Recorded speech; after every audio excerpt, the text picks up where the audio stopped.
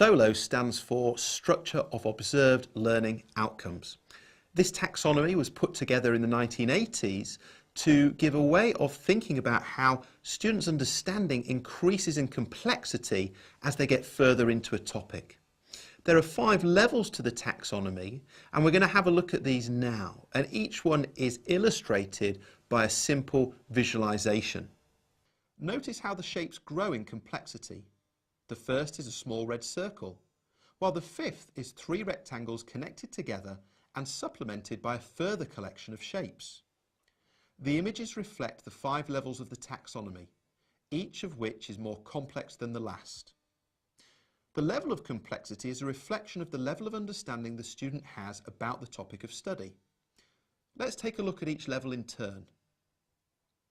Pre-structural. This is where the task is not attacked appropriately.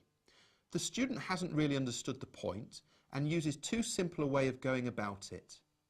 They don't really know much about what they're doing. Unistructural. This is where the student's response only focuses on one relevant aspect of the task.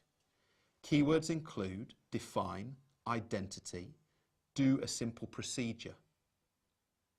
Multistructural. This is where the student's response focuses on several relevant aspects of the task, but they are treated independently and are not connected together. Assessment at this level is primarily quantitative. Keywords include describe, list, enumerate, and possibly combine. Relational.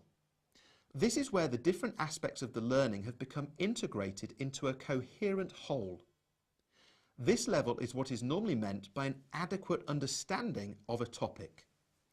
Keywords include compare, contrast, classify, analyse, relate, formulate questions. Extended abstract.